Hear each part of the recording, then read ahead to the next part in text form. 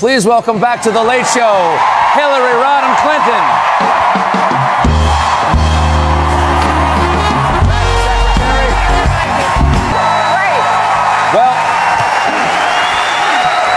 Madam Secretary, thanks so much for coming back. It's nice to see you again. It is so great seeing you here in Chicago. And welcome back to Chicago. You're an Illinois girl.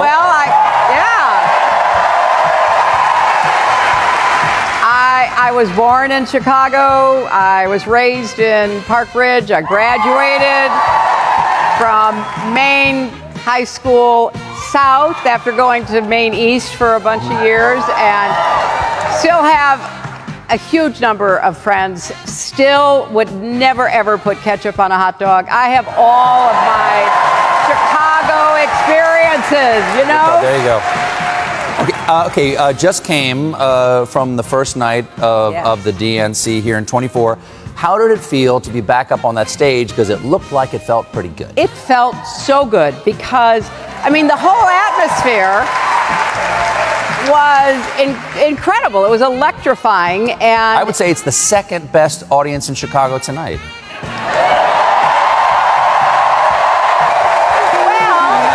Well, wait a minute. I mean, technically, this is a very political answer. Technically, that was the best audience last night. Touché. Well done. But this is by far the best audience today or anywhere, right? And this theater, I mean, don't you want to, like, come here every month? I mean, this is just amazing. Every time I'm in Chicago, I think, why did I ever leave? This is the greatest city in the world. It's such a great city. Let's get back to the DNC.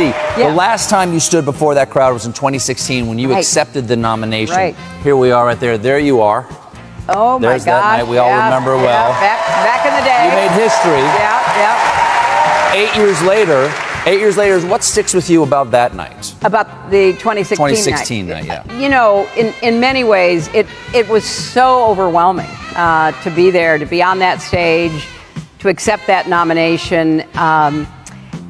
You know, I think back on it, and I was just so overcome by, you know, the emotion of the moment, the meaning of it historically, and could not have been, you know, more moved or more honored. But it was kind of a blur in a way, because there was so much going on, and we were getting geared up for the campaign. But it was the same feeling of hope and real optimism that, you know, we could continue the progress that had been made under President Obama over the prior 8 years.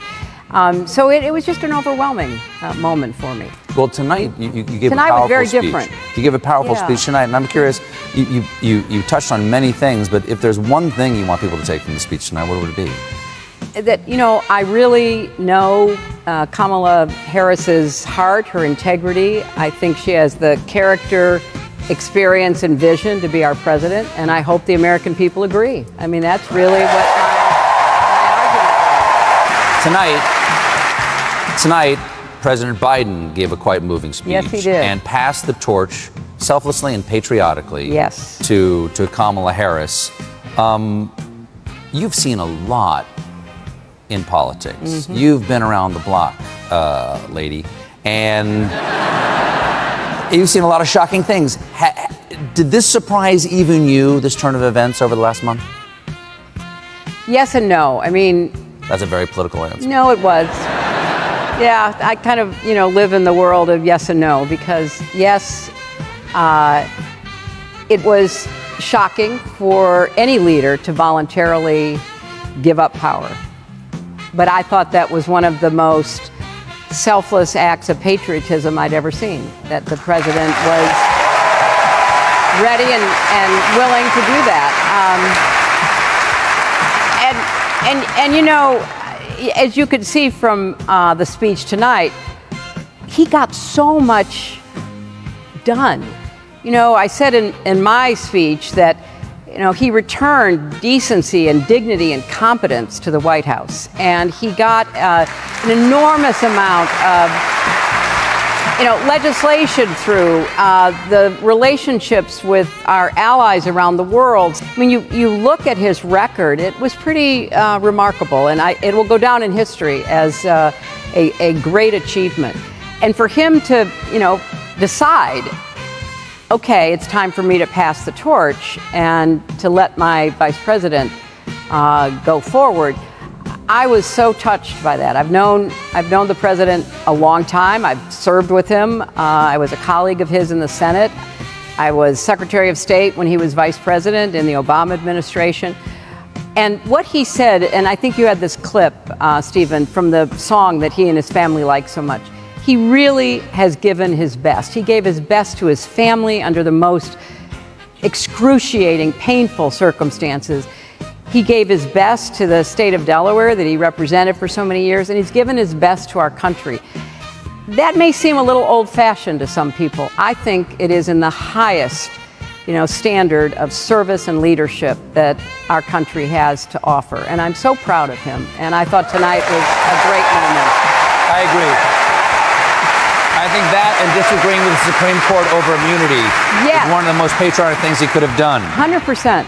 Now, you have a new book. Yes. It's called Something Lost, Something Gained, where you write about moving past your dream of being president. Right. And how does it feel now to see a woman who's not you reaching for that same dream? Well, I thought a lot about what it would feel like. And I have to say, it feels really good. It felt exhilarating. It feels exciting.